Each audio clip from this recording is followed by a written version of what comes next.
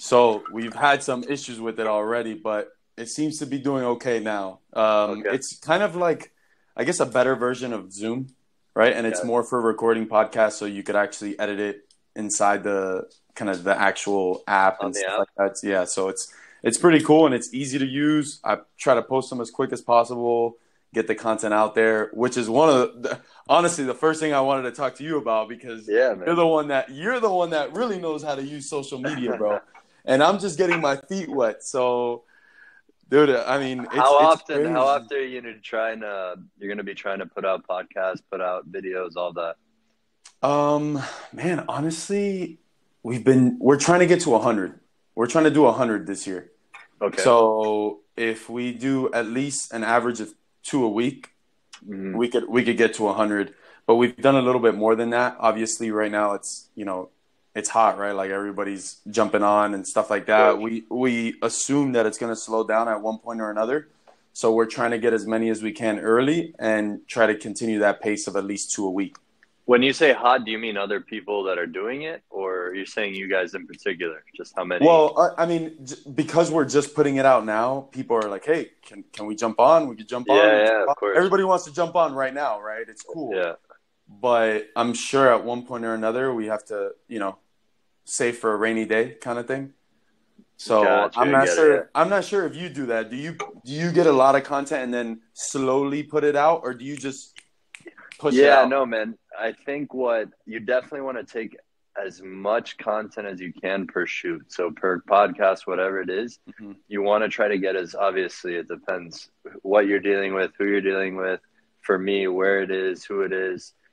But you want to try to get as many videos, as much content, as much stuff that you could repurpose in one single shoot.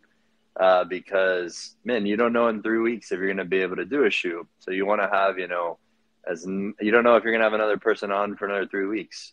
Hopefully, yes, you Yeah. do, and you definitely will. But you always want to be prepared just in case, because in reality, you don't know. And then just the way content works, you have to be producing as often as possible. So that's kind of where my head's at every time I go for a shoot, and and yeah, and that's where I'm at with all that too, and how I Yeah. go about all that. Yeah. Nice. Do you try to like I so I'm thinking like, all right, timing, right? Do you try to like do it at the same time every night or in the morning? Do you kind of set a schedule of when you're going to do it, or To is it kind of however you feel? Yeah, man. So I'll try to do it the night before. I've been kind of getting a little better at it. So I'll set a schedule as to like, so now with the suit company, the kind of stuff you've been seeing Yep. and the real estate, I have to get very good at kind of going through and deciding when I'm going to edit, when I'm going to put this up, who is going to be put, what post is going to be this day of the week. So I'm doing it now. I'm scheduling it almost 2 weeks ahead of time, where I know one day is going to be this post of this person doing this. And then that way I can still work throughout the day and not have to worry about, okay, this post at 12 o'clock is what the heck am I going to post? Because that takes time. Yep. So that way all that back end stuff is already covered and you're a lot more set up for it. And you're not scrambling when the time comes and then you just put up crap. So there's a little bit of a strategy to it and you're more prepared. You're not fumbling. You're consistent with it. When you do that, you're able to be consistent, and that's also the important thing in the social media stuff. If you're not consistent with it, you're going to have trouble. Yep. So I try to stick with that, keep that schedule up. And don't get me wrong, there's days or moments where, one post doesn't work and you have to scramble something, but just kind of setting that apart and planning it from the beginning helps out a bunch. Nice. What Yeah. one thing I just want you to remember talking about content. Do you see Yeah. the number like rolling on the top left of your Yes, on the top left. Yeah. Yeah. perfect? If that ever stops, just focus Okay. on it. Let That me means we're know. in trouble. We're in trouble. If it Gotcha. stops, we're in trouble.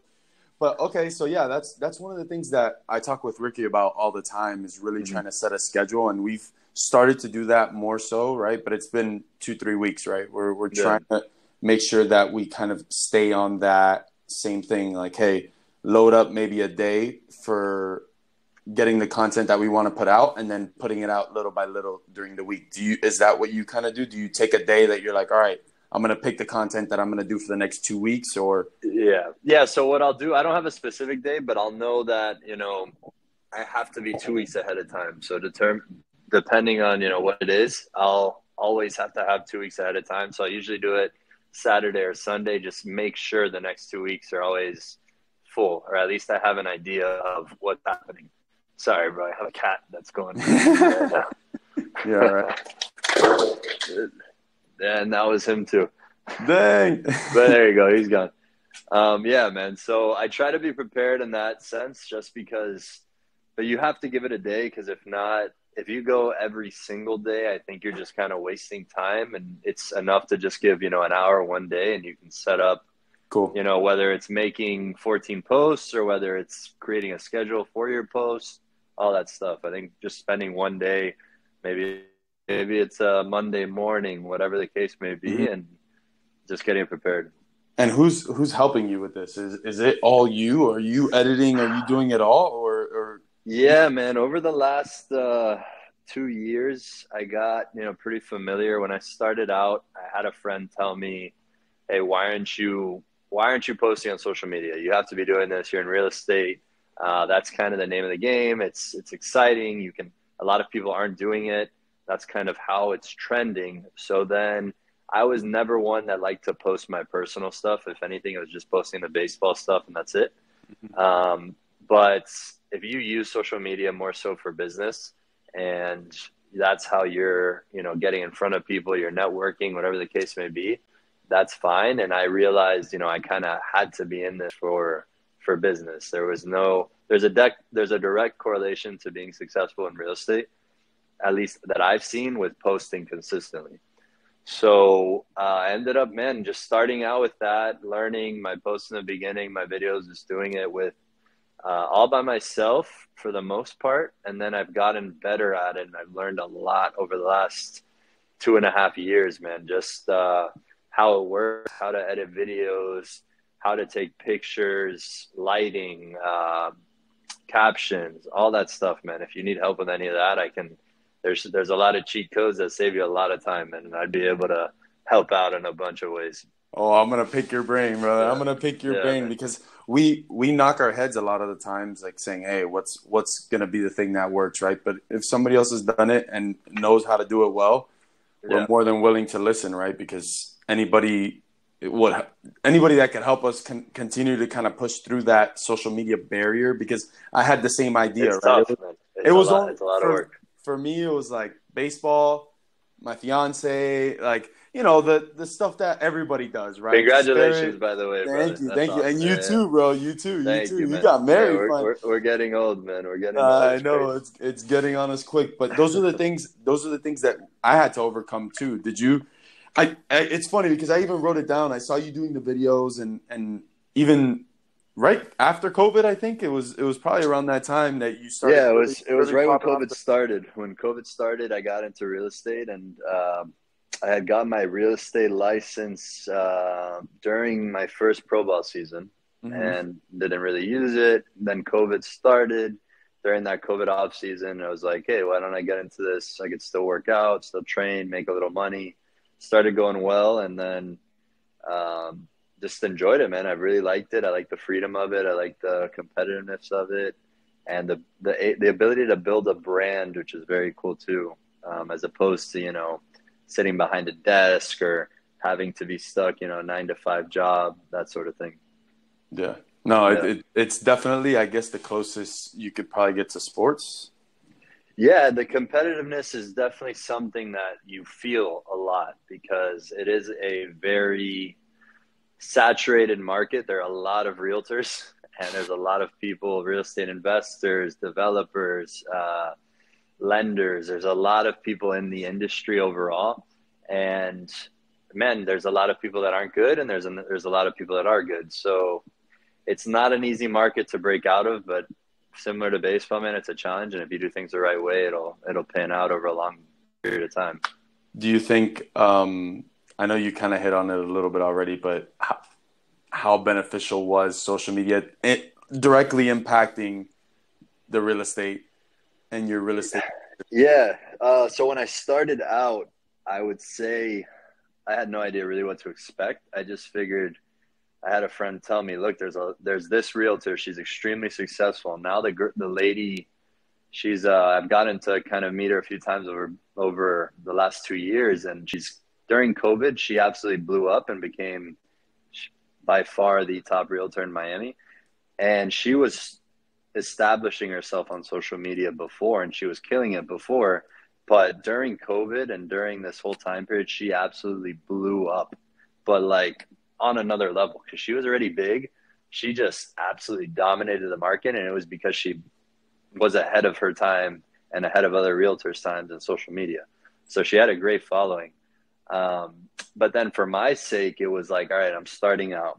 How do I get in front of people? How do I show people, I'm not every other realtor. I'm actually educated. I have an idea what I'm talking about. All right, I'm 23, or I was 23, 24 at the time.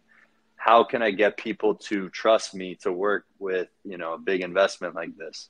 And the only way that people are going to trust you is listening to you, hearing you. You don't actually make an impression on people. This is another social media point. My boy Adrian, fact of his, people, when you're selling something, people aren't going to buy it until they've seen it. First of all, consider buying something until they've seen it 9 times. So imagine I'm showing you myself to be a realtor. You're going to be listening to me. Okay, this guy's full of crap. Oh, this guy might know what he's talking about. Okay, this guy makes sense. Oh, okay, I do believe him. And then it's situational. So then it's like, all right, they're not ready. 3 months down the road, they've heard me times. Now they're ready. Now is the time that, somebody might be able to trust me.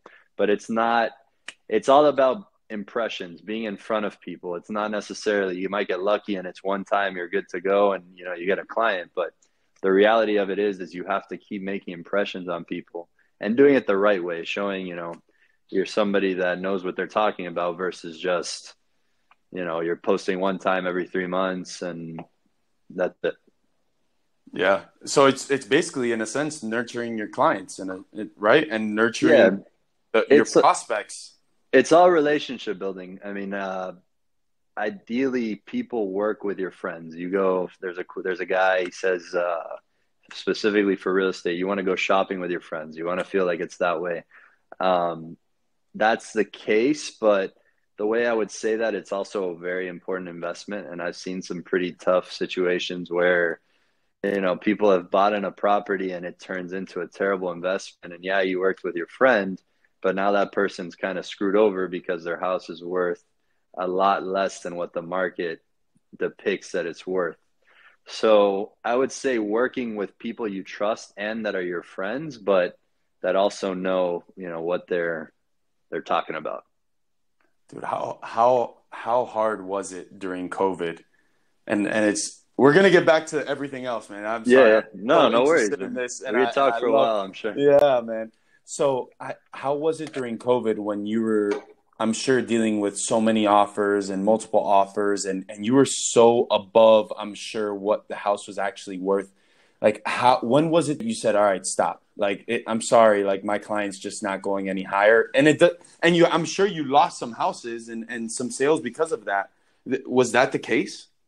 Yeah, I think it was very situational. And I think a lot of the people, so I either dealt with, when I was going through that, I was dealing with clients that needed a house, but were first-time home buyers. So they weren't necessarily at a point where they could compete with that craze. Because then those people that were coming in were just cash buyers and they were being stupid. So a lot of the time financing, you're not able to be stupid because the bank's not going to approve it. And then the other guys that I would work with who had the cash to buy it were more on the development or investment side. So they're not people that, first of all, buy in those markets because they know there's not money to be made. The money to be made is on the is not on the sale, it's on the purchase. It's what you acquire the deal for. So if you buy an overpriced property, when you end up selling it, you're not going to be making that much money on, the initial investment when you purchase it. So back to my point, those developers that have the cash to buy it weren't buying or weren't going to throw a crazy number out there because they know there's not money to be made. So I would just tell most of my clients, I'm like, guys, we can go into this. We're going to try to work off market. We're going to put in our offer, but reality of it is, if it's not meant to be, it's meant to be, because the truth is it's not worth it. It's a bad investment. It doesn't make sense.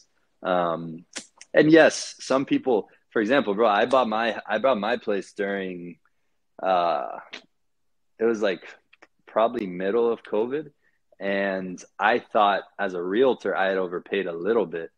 But, a year and a half later, my property's worth much more than what I bought. And just because the market, that's exactly, I knew the market was going to continue to go up, and it's Miami, and it's a place that a bunch of people want to be and continue to want to be in.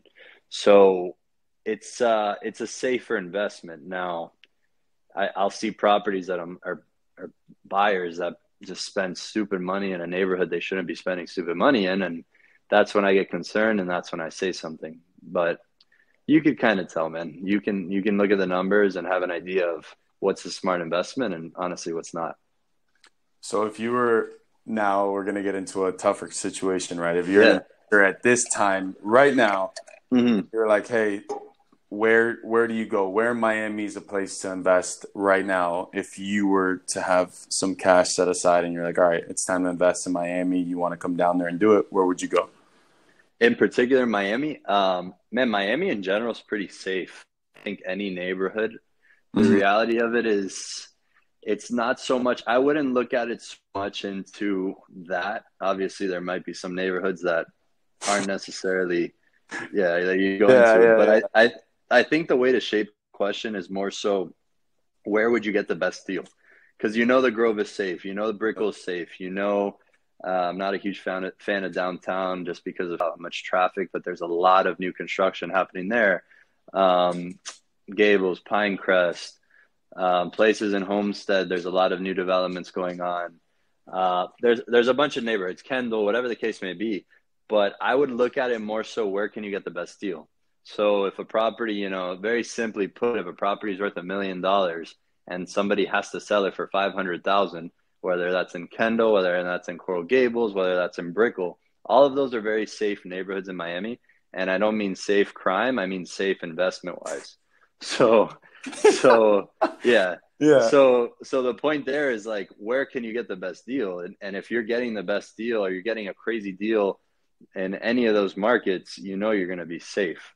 That's what I would tell someone. I wouldn't say, you have to buy a market value property in Coral Gables. I would say buy something that's under market. Somebody is selling it for under market value because they have to, Mm-hmm. and it's going to be going up in value. That's where you'd want to purchase the property. That's I think where the best play is, right? When somebody needs to get out and Yeah. wants to get out because they're trying to pull a cash grab because they've been there for some time, and it's like they need the money, and you're like, that's when you come in with something that's probably a little bit under the market value, I'm assuming. Exactly. Yeah, man. There's motivations. And that's back to my point, right? The developers during COVID weren't necessarily overpaying for anything because they know when the market turns bad, which right now it is substantially slower. There's a lot of less activity. Now is the time where there are better deals, but there's less people that are able to buy because it's a slower economy, and there's less people that, are selling, but there's a lot of people right now. The reality of it is, it sucks, but there's a lot of people who are financially struggling, and they have to make those decisions. Hey, I have to sell my house. Yeah, it's worth 800,000, but I have this bill due next month. I have to sell this property now. I'll sell it for 650. And somebody's going to come in, and that developer is going to say, I'll pay 650 for it. Here's cash. I'm going to fix it up in a little. In a year and a half, that property is worth $1 million. And that's how the money is to be made. So Oof. it's thinking that way. It's tough, but it's kind of just being a little bit disciplined and thinking about that when you're going into making a purchase. Absolutely. So another thing that I listened to a little bit that you speak about too is the short-term rentals. Mm-hmm. What's your take on the Airbnb and kind of that market and Verbo, I guess, too, and doing that in the city? How do you think that changes the market? Yeah, man, I think it's extremely profitable right now. Miami's a market there's a high demand for it.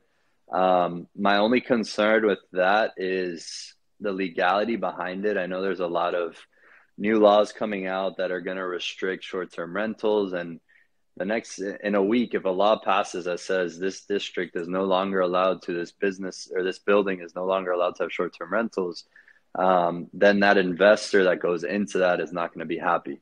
But in the current situation, it's not, it's a little bit more management. You can have outside companies do it for you, but it is extremely profitable, man, because we have Art Basel, we have, a football game, we have a Miami boat show, we have whatever the case may be. And all those weekends, you could charge a couple $1,000s for a 1-bedroom apartment, and your mortgage is paid for the month, but you're also profiting, a few $1,000s. So definitely it is profitable, man. I just don't like necessarily the amount of management that you have to with tenants coming in and out on the weekends or daily, whatever the situation may be. And then I just don't like the legality behind at any moment. In all honesty, it could be a normal rental, and then it's not so profitable as you had hoped. So yeah, it's I think what's leaning people towards that, and correct me if I'm wrong, is the fact that it's tough to buy a property right now that cash flows, right? Mm-hmm. Well, I would say right now, it all depends, man. Right now is a situation where you can buy a good deal in a bad economy. You can buy a good deal in a good economy. So it's really, I can't give you that answer. I would say, like, to answer your question there, I'll give you another question. What if you bought an apartment tomorrow that rents for, because rents in Miami now are crazy. 1-bedrooms are, let's say, $3,000 a month, and you buy a $3,000 or $300,000 apartment in Brickell, and your mortgage is $2,600. So you're profiting $400 a month. And not bad. No, it's not great. But then 2 years down the road, let's say rates go back down, you refinance, and you're still, you're owning that property. It's gone up in value $30,000, $40,000, and then your rents are around the same, but now your mortgage is down. So you're making money, even more money. Now it's, $800 a month, $1,000 a month versus $400. So you have to think more kind of macro scale versus like immediate moment, because it's hard to tell, man. You just have to be prepared. A lot of people, they want to buy the short-term rental and they'll buy 3 of them because it's making them a bunch of money, and then they've over leveraged themselves. They've borrowed too much money, and then the reality of it is 3 years down the road, something happens where a law gets passed and they can't do short-term rentals. That's when they're out of luck. That's where they've borrowed too much money, and people get foreclosed, they have to bankrupt, whatever the case may be. So it's just being smart, being careful, and and doing your homework. Yeah. All right. Well, now that we've gotten that out of the way, let's get started, right? Yeah. No, I'm kidding. Good thing I was recording. The boring stuff, man. Yeah. The fun but boring stuff. No, that's the fun stuff to me, man. And you started with we're getting old, of course, right? You said, "Oh, we're getting old." Yeah. And then we spent half an hour talking about real estate.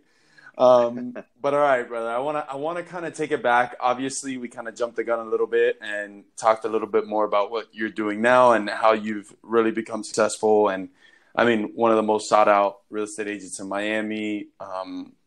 And I think you did that for yourself, right? You put yourself in a situation to win. But I want to kind of go back to the beginning. I want to go back to high school, the start, living in Miami, growing up as a kid in Miami. Baseball. I want to talk about baseball, obviously, as well, because that's one of the things that we really do have in common. And tell me how that, let's start with baseball. Let's start with baseball and tell me when you really fell in love with the game, how you knew that was what you wanted to pursue in the long term when you were at a young age. Yeah, man. I would say growing up in Miami, it's a lot of good baseball, a lot of good talent, and it's kind of something that I'd say 90% of the guys play when they're young, maybe more when you're a kid. And I look back and I see, and I'm sure you too, how much your parents had an impact on, how good of a player you became. Because I look back and I'm like, my dad was taking me to training this many times a week, driving an hour on Bird Road, getting stuck in traffic. And then we were going to Weston on the weekends, and we're going to Jupiter here, and then the same with my mom. And it was work for them too. And I'm like, damn, would I want to look back and do that with my kid when the time comes? I don't know, man. So it's and we loved it. I loved it, and I wouldn't say that they forced me in any way because I wanted to do it, but I think their commitment to helping us get better was a huge impact on as to why we were successful baseball players in the first place. So that's something that definitely challenges me. If in the future my kid decides he wants to play baseball and really commit to it, it's a commitment as a parent too. So that was definitely something that I have to thank my parents a lot for, because I know now looking back how difficult that probably was for them. Julian, one of the things I like to always talk to people about is, our parents weren't parents before they were parents. Does that make sense? Because they had no idea. That's a great quote, man. Yeah. No, seriously. I mean, I think about it all the time, right? And when we were kids, like, they just jumped into it. And they said, like, I don't know about your parents, but my parents didn't know anything about baseball. But my dad was like, this is what we're going to do. Yeah. And we're going to train every day. We're going to work. And I'm like, how did they even know? Like, what? They just guessed? They just said, yeah, let's do it? I think it was more of a cultural thing, man. Like, it was always like hard work and you're going to meet it. And that was always instilled and ingrained in how they grew up, which I think the culture kind of has lost ourselves. They were always like, all right, we're going to do this. You're going to be good at it. We're going to put in the work. And it did work. It was a proven recipe that was hard work over a long period of time. Every day leads to success. It's very simple. But they actually stood by their word and, helped us make it happen. Because as kids, now I learned, that's a recipe for success in everything. And, I'm thankful for that too. But I think being, the older generation experienced that and actually lived that every single day in everything they did. And then they kind of tied that into us for baseball, which was something pretty cool to see. Yeah. And how many, and again, being down in South Florida, how many other people do you think were also dealing with the same things that we were, right? Like working at that type of kind of length, right? And going at any bit to make it. Like, do you think a lot of people were doing that, or some people were, maybe slacking at times and stuff like that? Man, I think in Miami, and there's so much talent, and we played around so many great between Miami, Broward. I would say that those areas specifically, they're studs, and like all the guys playing pro ball right now that we grew up playing with, it's insane. Guys like, I mean, I can name. There's probably too many that I can name from elite specifically, big leaguers, and I think all those guys, like, we were training the same. We were all working hard. We were all playing against each other since we were 9, 8 years old, travel ball. And, like, it was competitive travel ball year round, traveling from everywhere in Miami, everywhere in Broward, even up to Georgia, like all those tournaments. Yep. And it was nonstop, man. But I think it was that made everybody so successful. And that competition playing around here in South Florida made us, the talented guys that we were. I think so. Yeah. No, yeah. I totally agree. Did you ever get tired? Like, were you ever like sitting in your room? Yeah. Like, dang, man, I'm exhausted, bro. Yeah, man. I remember being in high school that there was all these parties, and I was never a huge party guy when I was a kid, but as I got older, I was like seeing all these guys going to parties on weekends, and we had what was it? What was that called at the time? World, the thing in Jupiter. World would bat. Yeah, that's what it was. And there was a new one every other weekend. And I remember this. World would bat, perfect game. So there would be like, I remember like toward my junior year, whatever, in high school, there was like a cool party happening. And that weekend I was in Georgia, I was in Texas, whatever the case may be. I'm like, damn, I'm missing that party, whatever.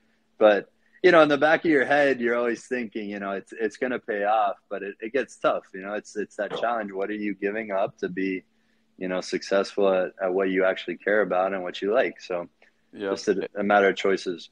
Yeah, it's definitely worth it. My pops used to always say, because I when growing up, I mean, we were exposed to a lot at a young age, right? Like, South Beach was right there. You know what I'm saying? People grow up dreaming about going to South Beach. And especially in Miami, man. Yeah, going out or growing up in Miami or you're a little bit ahead of your years in terms of Yeah. going out and all that stuff. Crazy, man. Yeah. So one of the things he used to tell me is like, "Oh, you want to go? Like, you could Yeah. go, but at 8 a.m. Like it's Saturday tomorrow, but like even if we didn't have a game, it was like Yeah, 8 yeah. a.m. And then it was like, oh yeah, I could do that. You do that once or twice, and you're like, all right, never mind. I'm staying home. If there's no choice tomorrow, I'm making sure that when I do have a choice, I'm staying home. Yeah. That's Because funny, man. I don't know if we're gonna talk about college at all, but we that's will. kind of how we were when we were at Vandy, and we were going out, and it would still we would just take care of each other. But we would go out the night before, and yeah, we'd have a practice at 8 a.m. the next day. But like we played better. I think that we were going out as a team so much together, taking care of each other, and we'd still show up, the next day Ready to to be rock. there. We were ready to go. We'd be there, but I think all of that, it's just it was fun, man. It was a good time. No, yeah, we're gonna definitely get into that. But before we get into that, you were able to play in what I would say, from the outside looking in, two of the best baseball programs of all time, like in high school and in college. Like I give you, like I give those guys that coach those respected teams like all the respect in the world, because they are somebody that I only hear being spoken about in the highest regard, like in the absolute highest regard. So let's start with Westminster. And tell me about your experience. Tell me how that came to be, how you decided to go to obviously Westminster with so many other schools, and just tell me about that experience. Yeah, so Westminster, I mean, I would definitely, when I have kids, would want my kids to go there. I would say it's more than just, baseball specific. And Emil and Dax are still great friends of mine, and they're still mentors, obviously amazing coaches that I had, but more so the teachers there. Like I have guys that went to my wedding that weren't necessarily involved with baseball, but just such great teachers, great people, such a great culture. And it's a good environment you'd want your kids around, and it was a cool environment for a student to be around, good friendships, whatever the case may be. But family-wise, it was just a small decision, and I think somebody recommended it to a family friend of my mom recommended it. And from there, it just turned into an amazing decision. We fell in love, and then the baseball became a plus because we knew A-Rod went there. We knew how good of a program they had over the years, but until you're actually in it, you don't know, how special it is. So honestly, man, it was a perfect combination of the culture, the teachers, how cool all the teachers are with you, how they let you kind of be your own person and choose the classes you're going to be in. Faith was very important, learning about God, having a relationship with God was something that I learned about, and also actually understood what it actually meant to have a relationship with God. Going to Westminster, it led to a bunch of things, man, decision wise. And I definitely, like, looking back, I think the greatest compliment is saying, yeah, I would send my kids there. That's how much I liked it. And that's how confident and comfortable I am with that school. Maybe 5 years down the road, it's a little bit different. Maybe 2 years down the road, it's a little different. But right now, and from my experience, it was a great time. And met my wife there. There you go. Should have probably started with that, brother. You should have started with that. She's upstairs right now, so hopefully she didn't catch that one. Yeah. Oh man, and we have a friend in common that you went to Westminster with, and again, I didn't even write this down, but it just popped into my head. But a human that, in my eyes, also represents kind of, in my eyes, really perfection. I don't know much other way to kind of put it, and I'm sure you could imagine who I'm talking about. Yeah, I can. And like, what was it to be around David, like, and on a daily basis, and just, I think more just see the way he goes about his business. Like, how was that for you? How was that experience for you? Yeah, man, David, my whole life was honestly a mentor. He was a huge mentor for me. We're still in touch, still friends. And somebody I'd ask, you got friends that you ask real questions to. You have real conversations with people that you thank for this, people that hold you accountable. And he was always that guy. even if maybe from a young age he didn't even see it, but he was always that guy for me. Just being, a few years younger, seeing him succeed and seeing him doing things the right way. It was always cool. And then you want to emulate that for the younger guys that come after you. So honestly, just a role model of how you do things the right way, how it leads to success, and how you make an impact on the generations after you. So it was awesome, man. He's an awesome, selfless guy, and he's worked for everything he's gotten, and he deserves it all, man. And he'll never say that because he's also one of the most humble guys you'll ever meet. Jeez, but definitely thankful for him being a few years older and showing me the ropes, and still, being there. So it's funny because when hearing his name, David Thompson, where I went to school, and just his name was like an aura. Like, this is the way I kind of describe it. Like, people used to talk about David like it was like Bo Jackson or like this kind of fantasy that wasn't real. Mm-hmm. So at first it's a little bit of, I'm a kid from Hialeah, like, who's this David Thompson guy? Like, man, I get it. He's hitting all these home runs. Like, and then I start seeing the videos of him playing football, basketball, dunking, throwing TDs, and then I'm like, man, is this guy really this good? Yeah. Because did you watch him play football? I was never a football guy, but him playing made me want to even try it. And I had never played my entire life, and just watching him play and like his success, and it was just, he's competitive, man. The guy's extremely competitive and stud football player. Threw the crap out of the ball. At one point was trying to teach me how to throw football. I had no luck. But yeah, man, just I think his competitive nature is playing ping pong. I mean, you've hung out with him a million times, but all this stuff, all the different things he'll do, he's trying to win, and he's getting pissed if he doesn't. So I think that's a big part of why he's been so successful in all his different endeavors. Brother, we were perfect example. We're playing indie ball this summer in Kansas City, and we're living together. And dude, we'd wake up in the morning, and he has a stick in the other side of the apartment, and he'll throw all the empty bottle caps. He'll go into the garbage can, grab all the empty bottle caps. He's like, throw them.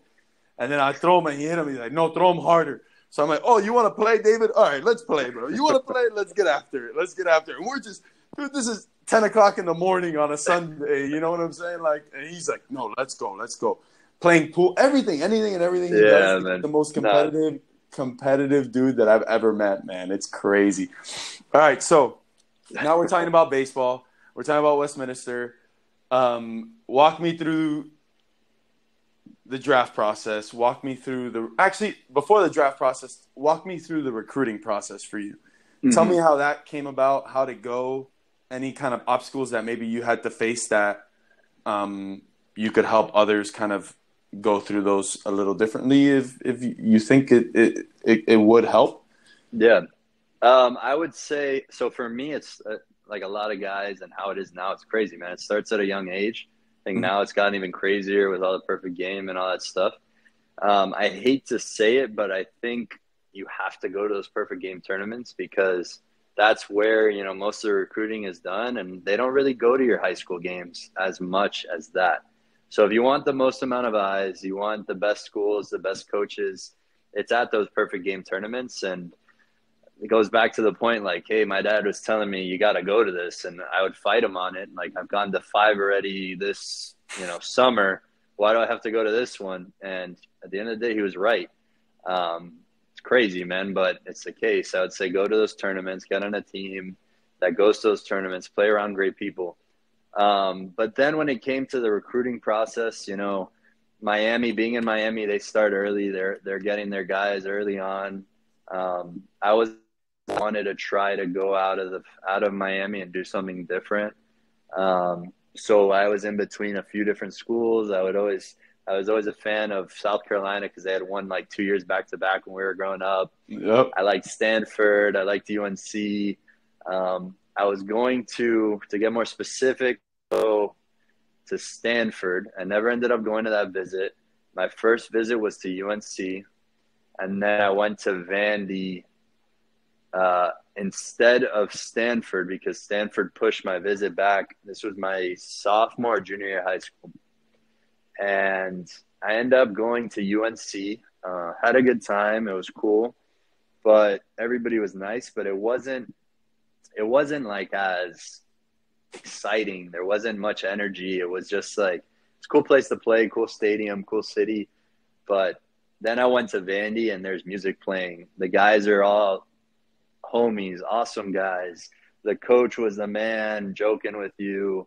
Great time. You could tell things were ran differently, the way they went about practice. They were also like, I think they had just won that year. They were about to win that year. And it was cool. I know you guys can't remember all the times you win. I get it. No, it was like towards the beginning, man. It was like the first year that they had won, and they had the guys, some stud players, and I fell in love, man. Everything fell in love there, and I think I committed but then now going to the draft, is that yeah, no, I Okay. wanted to stay in high school a little bit longer because obviously you committed, but then we all know that the draft does come in high school, and you were one of the top players. Yeah, I know, it's crazy, right? Yeah. But you're an 18-year-old kid now committed to Vanderbilt, one of the best institutions, period, in the United States, one of the best baseball programs as well. But now you have the draft, right? You have the draft, and I want to kind of hear a little bit about how you were approaching the draft, what you thought was going to happen, what did happen, and kind of run me through that process as well. Yeah, man, and it's funny. So I guess it's not necessarily funny, but yeah. Looking back now, sure. Well, let's laugh about it, right? Exactly. I'm going to dinner with my mom and my dad. Parents weren't together from a young age, but they were still always there. And we're talking over, pre-draft. Hey, what are you thinking? What do you want to do? And I'm deciding. I'm like, look, honestly, I don't know. I'm leaning towards college. I'm pretty sure I want to go to college unless, it's this number, but the number was not, a point that, quite simply, it was like, I needed to net, over $1 million, and whatever. That was the case. If not, I'm going to Vandy. And my dad's like, look, it's going to come close. And if whatever, he goes, and I made the decision. I'm like, I want to go to Vandy. And dude, my dad's like, I'm telling you, Julian, like, this is a once in a lifetime thing. You're making a mistake. He's telling me that. And he, it wasn't a scared mindset. He was just trying to be, realistic, just straight like numbers, right? And it's tough to think that way. But so then back to the point. So I'm like, all right, I'm going to Vandy unless I get something crazy, which even then I'm probably not. I got a call, and it was the Rockies in like a comp round. It was like early on. Oh, shoot. And I remember before the draft, I called Coach Corbin while they were in Omaha. And I told him, I'm like, I'm crying on the phone with Corbin. I'm sure he remembers too. And I'm like, Corbs, look, man, I'm going to you, and I need you to push me harder than anyone else, because I'm saying no now because, in 3 years I plan on playing pro ball, but I want to play with you first. And again, my dad wasn't necessarily happy, but I decided to turn it down, go the college route. And, as a kid, you're always like, bro, I'm going to be fine. I'm going to be even better after my junior year, and it's going to go great, and I have nothing to worry about. And, it didn't necessarily go that way, but I was happy with my decision. I learned a lot. Back to my faith, man, it was meant to be. Who knows, man? I might have done well out of high school. I think I was mature, and I would have been fine in pro ball. But I also, there might have been you can't look back. There's absolutely nothing I would have changed. And ultimately, the decision you want to make and what you want to move forward with. And if somebody else influences that, you're not going to be happy with your decision. It's not going to be that. So just decided to go to Vandy and turned it down. And yeah, man. So how insane is it to think that a kid at 18 years old is making those type of decisions and telling their father, like, Sorry, Yeah, man. bro. I'm not doing it. Like, sit down Exactly. and think about that right now. That you really Looking turned back, out. I'm thinking, you little Mohong, what are you doing? What are Yeah, you bro. saying? Yeah. You're not making that decision. And the truth is, man, I was 18. You're a little kid. You don't know anything. You really don't. So it's hard to make that decision. And as smart and mature as you are, you're still 18 years old. I don't care, what you're going through or who you think you are. You're still 18 years old. So it is tough, man. It's crazy to think that there's guys that aren't making those decisions for themselves, and it's a crazy process for sure. How did that take a toll a little bit ever on your relationship with your father? No, absolutely not, man. He'll still crack the joke, and like we'll still talk about it. Like, hey, you were right. I tell him all the time. Hey, by the way, you were right. I should have taken that money, but man, it's at all, bro, at all. It's something we laugh about, and something that things work out differently and in different ways. And no, at all, man. It's more something we kind of look back and laugh about. Crazy to think, but yeah, that's the way we go about it, man. He supported me in everything I do. That decision a little bit more, but he still ultimately supported me. So Yeah, that's one of the things that I think I'm also very thankful for, because I had a similar experience. I definitely didn't get a call in the comp round, but close to it, and I also turned it down, and my dad was not happy, brother. He was not happy. He was okay with it, right? He accepted it like anything, which is still like, if it was me as the father, like you were talking about earlier, you as a dad, I don't know if I take, making a decision to take your kid this place, that place. I don't know if I'd let my kid make that decision. yeah, Like, I don't. you're doing this. I know, man. You probably Looking back now, it's like shit, bro. You're 18 years old. You shouldn't. You can't be making that. You don't know anything about it, but yeah, I don't know. it all It's works out, tough. man. And you're right, man, because God always has a plan. Yeah. God always has a plan, and I felt during that time as well myself, I felt almost a sigh of relief when I decided to go to school. Mm-hmm. I don't know. Did you feel kind of like that pressure off your back? Like, all right, that's it. That whole thing is over. It's over. I'm going to school. I Yeah. know where I'm going to be for the next 3 years. Mm-hmm. It's making that decision and just being comfortable with it, and going the direction of your decision is the most important thing, and that's where you have that sigh of relief and that comfort. Mm-hmm. But it goes back to the point, like you know what you want to do, and as many different variables and factors that try to influence it, and that's what makes that decision making harder, that process harder. But at the end of the day, you know what you want to do, and it's being comfortable with being able to express what you want to do and then moving forward, and that's it. You decide and you go. Yeah. All right. So now we're walking onto campus, brother. Top prospect coming onto campus, didn't go in the draft. I'm sure a lot of people kind of said, "Oh wow, we didn't think you were gonna make it here. We didn't think you were coming." Now tell me about, again, Tim Corbin. What is that? Yeah, man.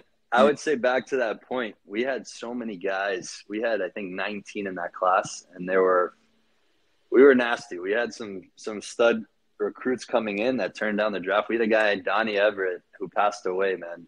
And that guy would have got $3 million out of high school and turned it down to come to Vandy. And he probably would have, made more out of his junior year. Same thing, throwing 100 miles per hour. But we had a lot of studs, and it was a lot of stories like that. So I think Vandy, the ability to recruit and the ability to do that every single year, coming in as a freshman, you're humbled, and you're also the way you're treated from the coach, from the team, is you're learning how to be put into a team that wins. You're not able to be that guy that comes in. I'm the best guy in the country. I'm this talented recruit, whatever. No, man, because college baseball is a different game. You're not going to fit in well at a team that's successful and that has a good culture if you're that guy. So you're very quickly humbled. You're very quickly taught how to become a part of a good winning team and what it takes. And, then you're able to show the younger guys the same exact thing. That's what happened at Vandy. Can you give me a few things that maybe you think might be a little different that they did at Vandy in comparison to other schools? Is it still recording? It's still recording? Yeah, give me 1 second, man, because I just saw my battery's pretty low. Let me go grab a No problem. charger really quick. Is that fine? Yeah, bro, of Yeah, course. I'll be right back.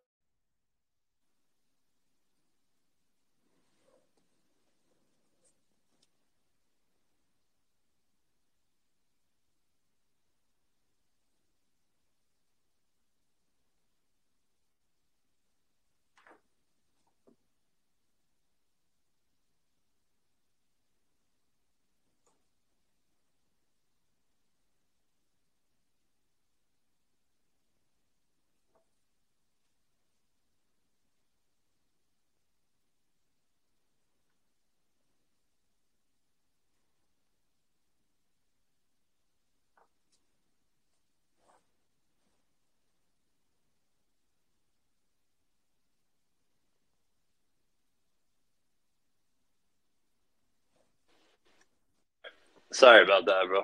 You're good, Bobby. We're good.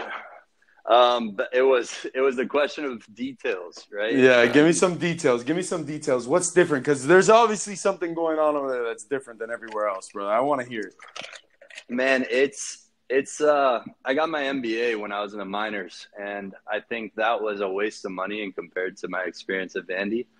And what I mean by that is like that is the kind of that it's the kind of knowledge and organization methods to team building that leads to success that you learn in any business that will lead to success. So, bro, accountability, doing the small things right, attention to detail, how you treat people from the most important person versus who the world may not view as important, how you go about setting up your day, how you go to, I mean, specifically going to class, how you treat your teachers, where you sit in the classroom, how you dress, your impressions, first impressions that you make. I could go into, so many details on that, but I think for me personally, from a business perspective, going there has helped me a bunch. And when it comes to, eventually, having my own company and leading in some sort of manner, I'm going to be extremely prepared and understand, this is what has to be done so that this company can be successful. So, what I heard there was I didn't hear much baseball. What I did hear is a lot of becoming a man. Yeah, man, becoming a man, how to treat people with respect, how to take care of the little things, how to be consistent, whether you're being a man, you might wake up one morning and feel like crap and not want to do this, but you have kids, you have a wife, you have to go about your business and not necessarily put a face on, but, sack up and Yeah, go gotta get about it your done. day. Exactly. So a lot of that was, what we weren't necessarily, it was definitely taught and it was emulated by the older guy. And that's what eventually, it's a recipe to success, man. The easy way to say it, it's a lot of different things, but it's a recipe. It's a very clear recipe that is possible to emulate and to replicate, but it's not easy to do. It's high standards and accountability, but it's possible. I would say it would be very difficult to do in pro ball with all the egos and contracts and owners, but with businesses, with, college teams, it's something that it's a clear recipe to success. Yeah. No, that was beautifully said because you are absolutely correct. That's one of the things that I've seen that's very consistent about everybody that's gone through that program. The person that they are really, and mind you, there are some very, very talented baseball players. Probably one of the most talented baseball players that I've seen comes from that school, right? And a lot of them are. But the men that they are definitely outshine the baseball player. Which I think is, very tough to do when you're talking about such great talent and such great baseball players, right? But now, it wasn't always just, business. Obviously, you guys, like you alluded to, you guys did go out a little bit and stuff like that and have a good time. Talk to me about going out and how tempting was it? I've never been to Vanderbilt, but I hear that it's very easy to walk down a certain street and be out, right? At least in Miami, we got to drive somewhere. But from what I hear, you can kind of just stumble out. Yeah, man. And I would say, so going in as a freshman, it all depends your team, right? Because I'm sure when you were, a senior, who are the guys leading your team? Who are the guys, like, are they going out? How are they going out? Are they inviting the younger guys? Are they taking care of the younger guys? Are they okay with going out, or are you making people feel bad? And, like, there's no – I think as a young guy, for me, it was – and for all of us, there was, 20 of us. You come in scared. You're like, all right, what are we able to do? What are we not able to do? Again, I wasn't a huge partier, but it's more so team, like, being together. And I think at Vandy, everybody always did a good job of going out together, going to parties together, going downtown together, whatever the case may be.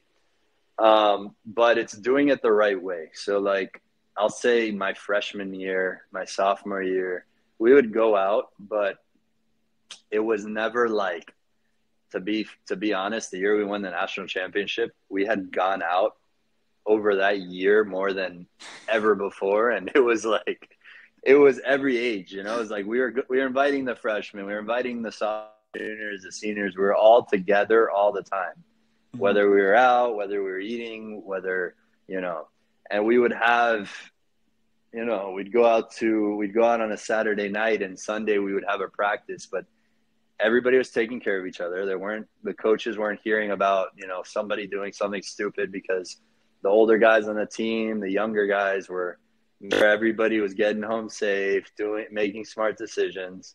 And then we were there the next day, freaking competing more than ever. We were freaking, we would get in fights during practice because we were pissed off the other team would win. We would, we would have something where we would do live VP and take live reps off live VP. So imagine you're up hitting VP and the infield is in, having to catch your ground balls on a turf field in BP.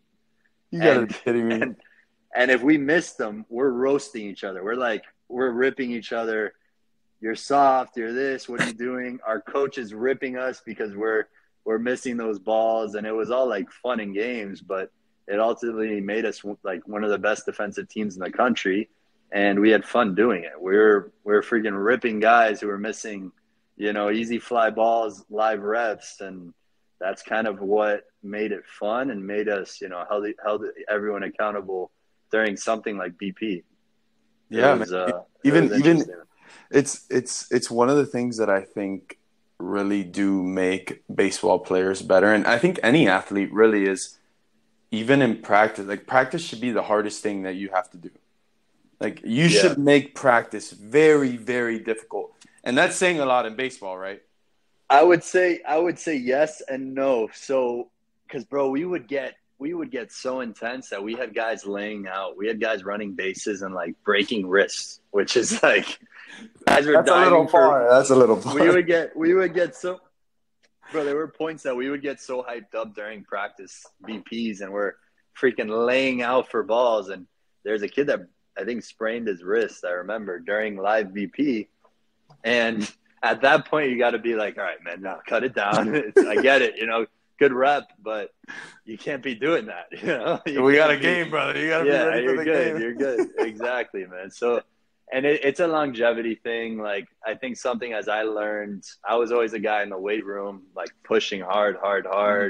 And it's good to do, but you also have to realize you're playing, 100 games, 80 games, 162 games, whatever the case may be. So you got to survive, you got to stretch, you got to rest, you have to recover the right way versus, spending every single training or practice going too hard, but keeping it competitive. So there's I think there's a fine line there too. Awesome. Yeah, no, it's you're absolutely correct. All right, now winning the national championship, brother. Take me to Omaha. Tell me that feeling. Tell me how it felt to actually be able to kind of get over that hill, that hump, right, that everybody in college baseball dreams about. Yeah, man. That team was the best team I'll say it, man. Everything talent wise, best team I've been on. It all started with, bro, the leaders of the team, how everybody held themselves accountable. The younger guys on the team were such confident, talented younger guys that, because you could be a talented younger guy, but if you're not confident, you're not going to shine the same way. And we had some younger guys, Austin Martin, Pat DeMarco. Those guys were, bro, they were just like mental studs. Does that make sense? They took on the role and they freaking dominated it. But we had so much talent, so much accountability, so much grind, and just like we had games. I remember that year, the SEC championship, we were down 10-0 in the third inning and came back and won that SEC championship game to Ole Miss. And we knew it. We knew we were going to win that game. There was no doubt ever. And that was kind of the cool thing to see, because it was like a crazy confidence, such a crazy accountability, very little mistakes. And it all started from practice, leadership, and how much fun and time we spent together. Simply put. No, I think the team atmosphere, right? Like being around people that have that kind of common goal and unity and actually care about one another is what really separates those great teams. Like you see it all the time, right? When it seems like they're best friends playing out there. Yeah, no, exactly, bro. And in pro ball, it's tough because you only see it sometimes in, the playoffs, and it's not the same. It's not that same brotherhood as like the guys that, you go through the fall, those terrible training sessions that you're getting destroyed in workouts, and you're all going through it together. But you know what? Once it's done, you guys are all extremely happy. You go out, you had fun, and you're all, trying to achieve this common goal. When in pro ball, it's like 162 games. You're going on this long bus ride. A lot of guys are getting paid differently. It's not as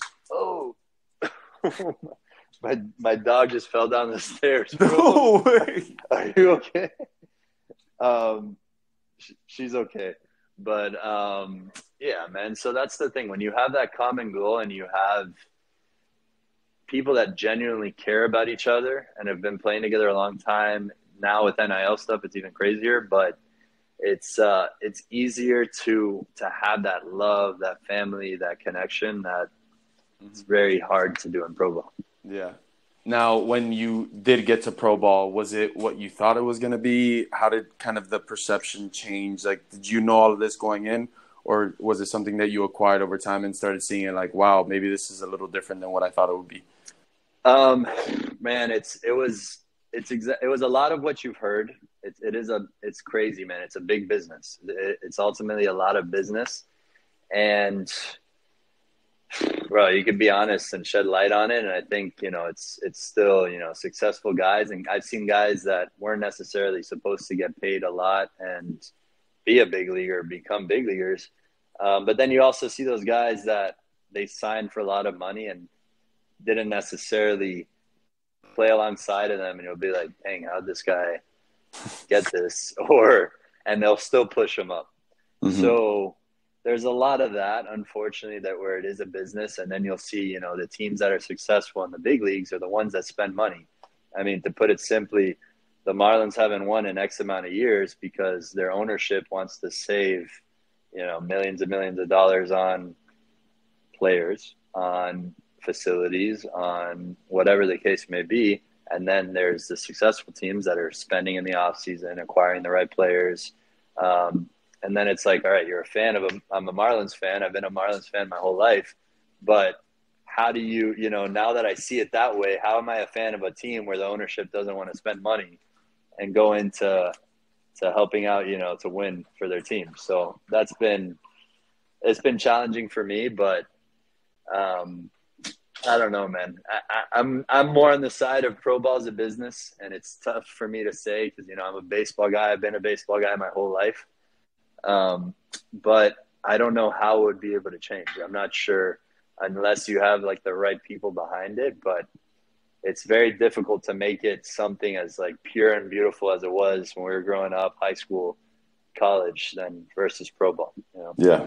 Yeah. No, it's, I bet you have that. It's almost, I tell some friends that didn't get the chance to play pro ball, I go, you know what, man? Like, I loved it. It was a great experience. It was the best. But, you know, keep that dream, man. Like, keep that dream that you still love the game in that way, because you do lose a little bit of that just pure love, right? It's a business. Yeah. Like, you try to make it to the big leagues. You try to be there. You try to make as much money as you can, and you go home. Yeah. You know? Exactly, man. And what I learned too, and as I got older, something that kind of hurt my game as I got older, I was more of a thinker. So a lot of the guys that I saw that were the best and ultimately played their longest and have still been playing the longest are guys that are very, I don't want to say simple, not simple-minded, but have a very simple approach to baseball, and just like having fun, whether they're succeeding or whether they're failing. They're still the same exact mindset, and they're thinking the same way. They're training the same way. They're doing everything the same way. And that's the approach. And like, they keep that love the same. It's not changing based on how those are the guys that are the most successful when it comes to baseball, which is something that I saw that I wish I would have, cared a little bit less than I did when I was playing, if that makes sense. No, man, it absolutely makes sense, because I didn't get that till a later age either. Like, that was one of the things that I saw as well. Like, you see these guys that are so talented, but you ask them, like, hey, what are you doing in the cages? Like, what are you working on? What's your approach? And they're like, my approach? Like, I'm just going out there. I'm going to kill him, bro. He's going to come at me. I'm going to get him. And you're like, wow, man, I've been thinking about my swing, my elbow, my hand, my this, my that. And these guys are just going out there and messing around. Exactly, man. And when you do that, you're absolutely screwed. If you're thinking about, where my hip is, where my elbow is, what am I going to do here? You have no shot hitting 98 that's, sinking into your bat. That's when you're in trouble. Yeah. So it sucks that I learned that at a later age, but it's those guys that don't think about any of that. They just go out there, have fun, compete, and you're your best hitting coach. You're your best fielding coach. Over, you've been playing 20-something years, the adjustment you have to make, and just go out and play and do it. Yeah. To think more technical than that is just going to hurt your play and hurt your success. Do you think the business of baseball helped you in your professional life as well?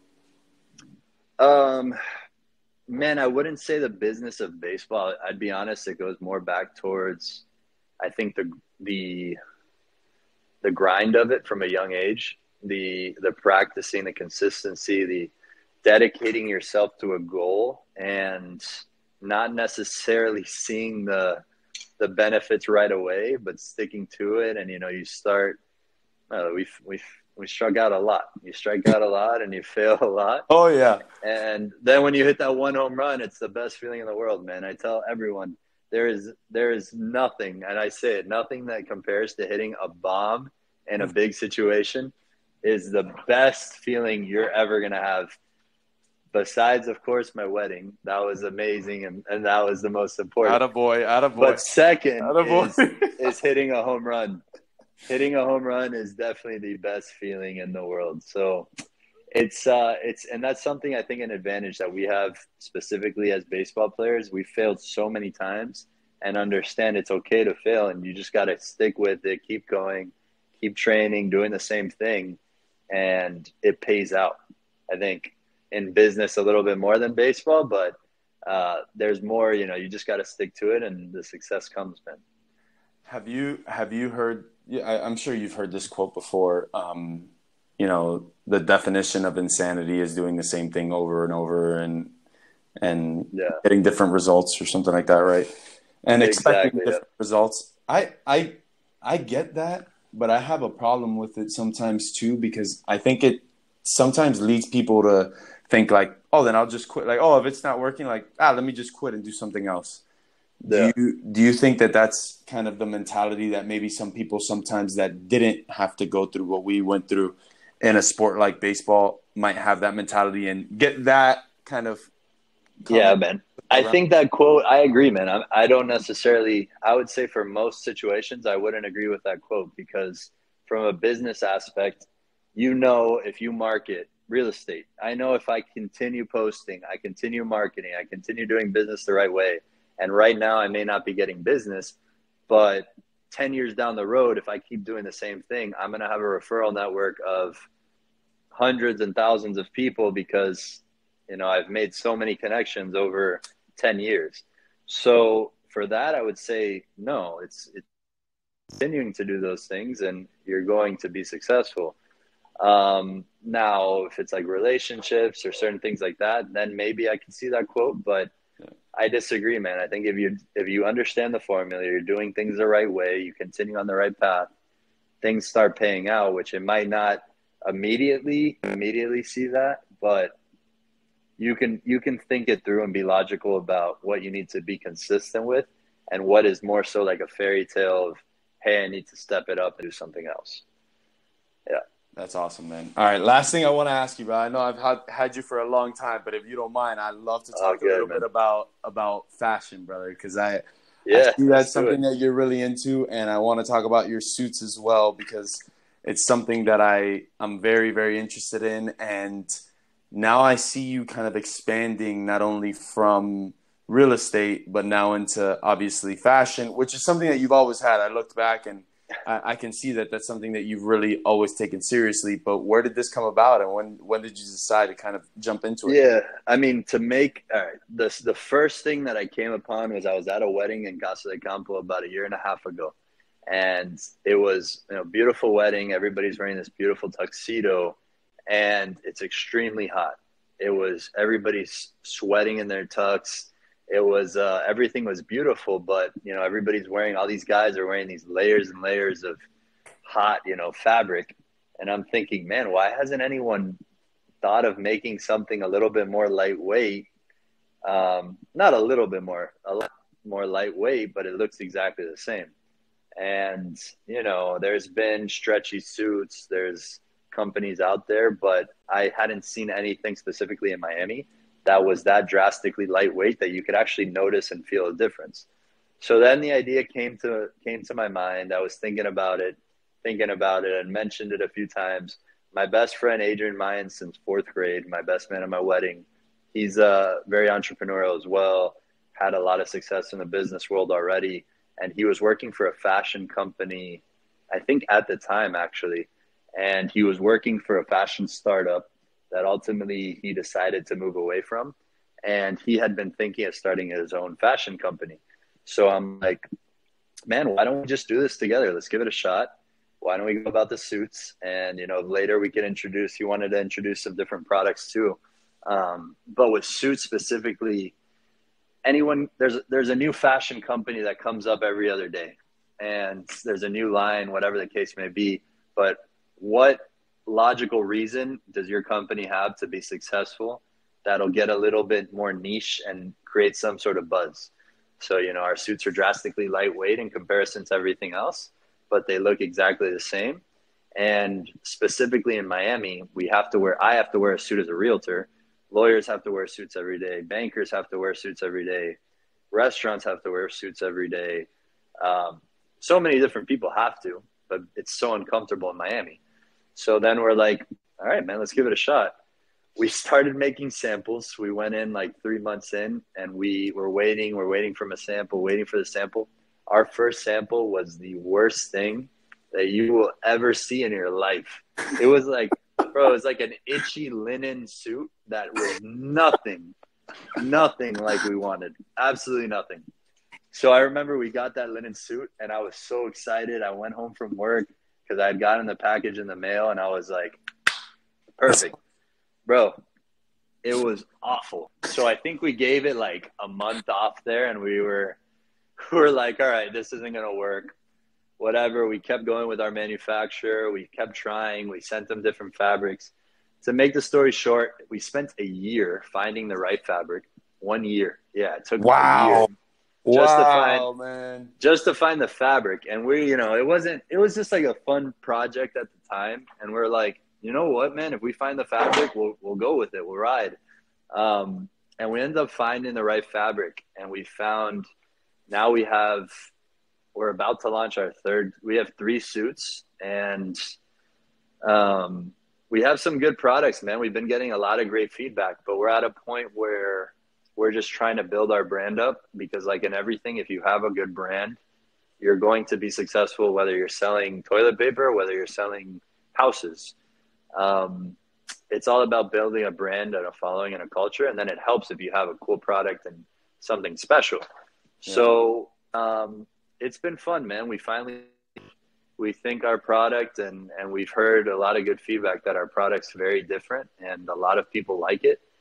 And eventually, we want to expand and get into different markets, but it's been a fun project that ultimately has been leading to some pretty cool things. No, I got to get in on it, man. It looks great. It Yeah, looks beautiful. we got to hook you up, man. I got to get you on. Dude, we do whatever we got to do, and I would love to help you promote the brand as well, man. That's what we're talking about here. So whatever help you need, and I'm gonna pick your brain like crazy now too, because I need that help, and I would love if you could be kind of a mentor to me, man. I'd really appreciate it. In any way, man, in any way that you need help with the social media stuff, honestly, man, there's a lot of little cheat codes that make life 1,000. I remember I was making, writing out captions just alone. And there's apps that do that automatically that make them extremely nice and like the catchy ones that you see on all the TikTok ads. And all you have to do is download the app. Video editing, like using Fiverr. Fiverr is a great tool that you can get, video editing, captions, all that stuff for the low. There's a lot of different things, man, that I've learned over the 2.5 years of just for myself, and I've gotten fairly good at it. So then the reason that all started, man, is because I was paying videographers initially, like it was like $1,000 for a photo shoot for 3 hours. And that was them going to film and then editing for a couple of hours, and it was like 6 videos. And I'm like, what do you like? I get it. They're very good. They're high quality, but how do you justify charging $1,000 for 6 videos, bro? And it's like every videographer and every photographer is around, like any that fairly knows what they're doing, 500 to 1,000 per day, right? Around there. Then there's like the smaller ones that are starting up that you hope are talented, whatever. But I couldn't justify paying this videographer $1,000 when I'm like, it's not that hard. So, and the guy was like not willing to work with me, whatever. And then that led to me like, all right, how can I learn to edit myself? How could I learn to at least have a conversation with this editor or this videographer and say, look, I know exactly what you have to do for your job. I can do this part here. Let's only do this part and change the price. So it's through the experience I've learned, man, and I'd be happy to help and give any insight I can in any way. Yeah, absolutely. I love the videos that you guys are going and walking down the street and stuff like that. And that was kind of one of the ideas that Ricky and I had, were to kind of go and do kind of a motion picture, right? Like an actual video of me walking down with a suit, something like that, looking nice. And it's good to kind of put at the beginning of the podcast. We're really cut and dry right now, man. We now, as soon as we're done, cut the beginning, cut the end to a good part and send it out. Yeah. So we want to really get more intuitive and really grow the knowledge behind the editing, how we do it, make sure it looks really nice, and kind of make sure that it's tough, man. So it's good content to kind of receive, right? If you're going to sit for an hour and a half watching a video, you want it to be nice. Yeah. I would say production wise, you want to be careful because you want to be able to match your production over a long period of time. So you don't want to necessarily come out and spend, $50,000 on a shoot or on a podcast setup when you're not going to be able to maintain that over a year. Yep. So if you're going to do a video a certain way, you want it to improve based on how you can keep it consistent. So if you don't want to spend, like I had initially set up, $1,000 photo shoot with this badass videographer. And then the next week I had to do it on my phone because I couldn't spend $1,000 every week. So I'm thinking, all right, you don't want to then change the consistency of your content because then your fans are like, or people are thinking, oh, I just saw this sick video. Now you're putting a blurry video of whatever. You don't want to do that either. So it's kind of growing correctly.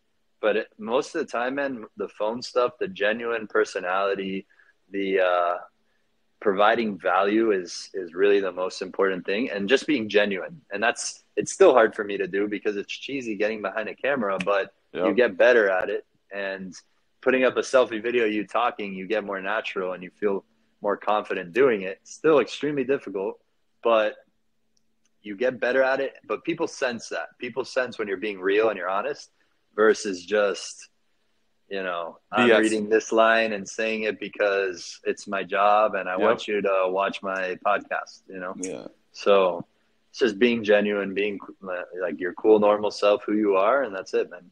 Yeah, definitely. And the last thing that I saw that you're really good at too was interviewing people on the street, man. That was hilarious. Bro, how was that? Why'd that come about? Man, because at the time there were people on TikTok that were absolutely blowing up doing that. And I remember I was like, forget it, man. I'll try that. Whatever. I'll give that a shot, and I'll talk about real estate, man. I'll be the real estate guy, whatever. And I just started out, whatever, and it wasn't for me. I thought it was a little too cheesy, and it wasn't the brand I necessarily wanted to portray. But in terms of like meeting people, views, like for the suit company, I might pull that out again, because I might throw the suit and say, hey, feel this suit. What do you think about it? Give me your live reaction. That's something that matches, I think, the suit company well when it comes to TikTok videos versus, the real estate stuff or getting clients and the brand that I want to portray with that. No, yeah, you killed it. You killed it, bro. That's exactly what you got to do. I think you got to throw it on. Podcasting, that would do well, I think. If you want to get into that, if you just got to get specific into what you want to talk about, but there's a lot of pretty successful podcasters that are doing that and having success making videos with it. Yeah, I might try it out. I like this though, man. I like this. We just come on here and actually talk crap for an hour and a half, right? Like, how many times do you do this with one of your buddies on the phone by mistake? All the time, bro. Exactly. And you make it genuine, and that's it, man. The most important thing. But man, Baba, thank you so much, bro. Thank you so much. This was great. I appreciate you jumping on. The last question that I ask everybody is, who do I gotta have next, bro? Who's next? Ooh, that's a tough question, man. Who to have next? Man, I've seen all the guys we know have been on, I think, for the most part. You got to get maybe Joe. You get Joe Dunan yet? No, I haven't. I got to get Joe. That's right. Joe would be a good one. I got to get DT too. Yeah, David would be great, man. You got to get David. David will tell some great stories too, man. Oh, man. Thank you so much, Pops. Man, have a great day. Continue with your success, brother. It's amazing to watch. I love seeing it. I'm going to keep supporting it. We got to get in those suits, and I'm going to – yeah, bro. I'm going to hold you accountable on that. Where are you at now? Where are you? In Tampa. Okay. Yeah, we're going to do a shoot when you get down, for real. Whenever you want, man. Seriously, tell me whenever you want to do a shoot. I'm down. Let me talk to Adrian. Let me talk to my boy, and we'll get it going for you. You gotta send me what sizes you are though, for real, because I think we might have some that'll fit you. You're a big boy. Perfect, bro. I'll rock it. I'm bigger than Romy too, a little bigger than Romy. Romy, no, those are fake. He did good, man. Romy did well for himself though. No, he killed it, bro. He killed it. He looked good, bro. He looked good in the suit, too. He does, man. He's got a cool look to him, though. That's all right. All right, Pops. Hey, have a great one, brother. Take care.